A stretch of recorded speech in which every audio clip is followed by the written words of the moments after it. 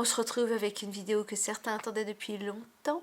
Un top sur les créatures mystérieuses de Suisse. Alors faites-vous une petite infusion et c'est parti!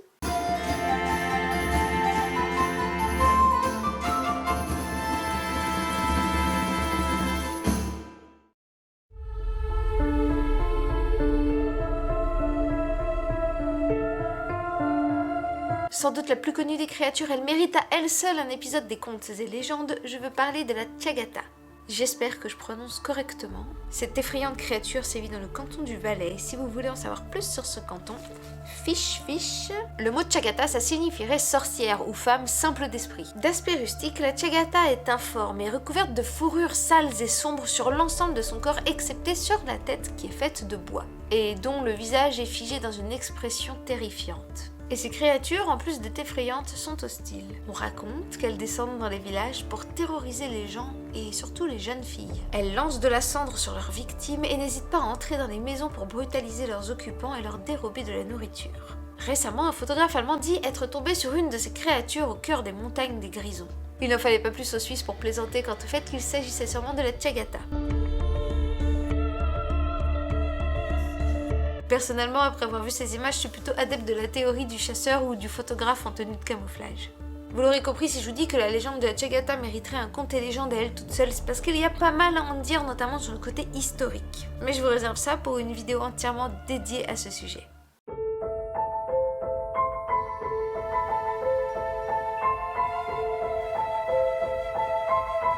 J'en profite maintenant pour vous rappeler de vous abonner et d'activer la cloche, sinon vous ne serez pas notifié des nouvelles vidéos, et cap sur les Alpes suisses et autrichiennes pour cette créature mignonne.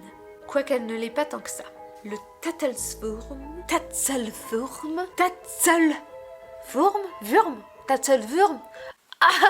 ça se voit hein, que j'ai fait plus de 5 ans d'allemand. Hein.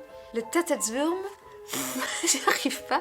Le Tatzelwurm est également connu dans les Alpes françaises sous le nom d'Arassas. Il s'agit ici d'un ver long d'1,20 m à 1,50 m, ayant pour particularité d'avoir une tête de chat et 2 pattes antérieures munies de griffes. Un bon moitié de félin qui se respecte, le Tatzelwurm est capable d'exécuter des bonds prodigieux pour vous tomber sur le rable comme il faut. Olfactivement parlant, d'après les témoins, la créature dégage une odeur insoutenable, tellement insupportable qu'elle serait capable de tuer un homme adulte. Et là on est d'accord, pour que ça terrasse un vieux crasseux qui a besoin que Bobonne lui rappelle de changer de slip au moins 2 fois par semaine, c'est que sa poque sévère. C'est au Moyen-Âge qu'on aperçut pour la première fois cette créature sortant des eaux de l'Ar, qui à l'époque était une rivière inaccessible et donc propice aux légendes.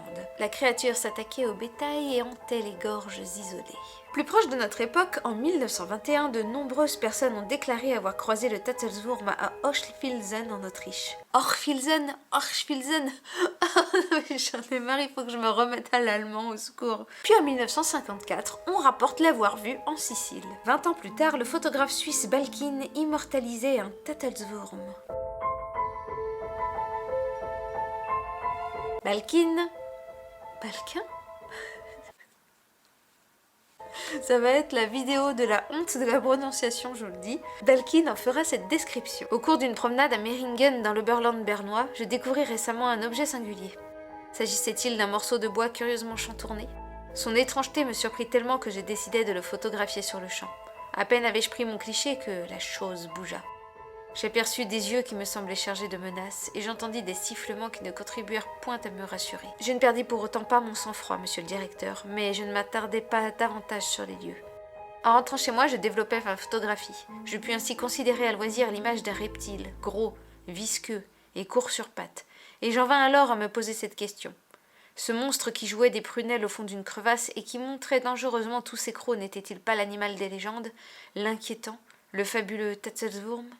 Et plus loin dans le document que le photographe nous a laissé, il poursuit. Le Tatzelwurm prenait le soleil, immobile, mais au bruit du déclic de l'appareil photo, il ouvrit 2 petits yeux blanchâtres et globuleux, ainsi qu'une gueule démesurée, où entre ses dents qui, se dégageant de leur étui de chair, apparaissent immenses comme des fanons de baleine, dardent une langue pointue et fendue en 2. Un sifflement strident sortait de la gorge, tandis qu'une bave jaunâtre, ignoble, moussait autour de ses gencives.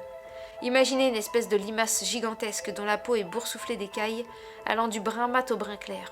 Ce gros boudin est pourvu d'une courte queue pointue et de 2 fortes pattes griffues qui lui prêtent une agilité étonnante. Plus tard, il raconta sa mésaventure à des gens d'un village voisin. Il apprit ainsi qu'il avait frôlé la mort de près car en 1836, un jeune homme n'avait pas eu la chance de réchapper à sa rencontre avec le Tattelswurm. Bien qu'il eût pris la fuite, la créature était plus rapide que lui et réussit à le mordre à la cuisse. Une morsure cuisante qui le terrassa quelques heures plus tard. Dites-moi si vous pensez que cette créature a vraiment existé en Suisse ou existe toujours. Moi, comme ça me fait penser un peu à un dragon de Komodo, surtout au niveau de l'odeur, de toutes les bactéries qu'il y a dans la gueule, et puis la rapidité aussi. Mais je sais pas, cette légende-là me laisse assez perplexe.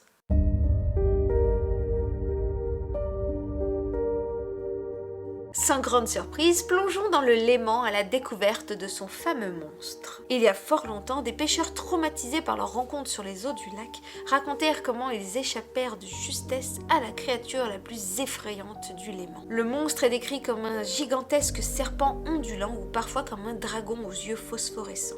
Un autre pêcheur raconte avoir senti un puissant remous, puis sans pouvoir retrouver son équilibre, une énorme tête jaillit des profondeurs du lac. Le pauvre pêcheur sentit son âme le quitter à la vue de cette énorme tête aux yeux de feu. Cependant, et bien heureusement pour lui, la créature replongea et partit dans les fonds du lac. Un autre témoin confia qu'après avoir été alerté par un long sillage, une énorme créature souleva sa barque de 3 mètres, ce qui fit tomber toutes ses caisses de poissons. Le monstre avait disparu, laissant derrière lui toutes les caisses de poissons vides. Mais où pourrait bien se cacher un monstre pareil dans notre cher lac? D'ailleurs, point culture, on dit pas le lac Léman, parce que Léman ça veut dire lac, donc ça voudrait dire qu'on dit le lac-lac. Donc vous dites soit le lac, soit le Léman. Notre monstre pourrait très bien se cacher entre Lausanne et Évian, où la profondeur atteint les 300 mètres. Et de quoi se nourrit-il ? Eh bien de poissons visiblement, puisqu'il ne semble pas attiré par la chair humaine, et les rares témoignages de gens ayant vu cette créature, c'était surtout des pêcheurs qui avaient par la suite perdu leur cargaison de poissons.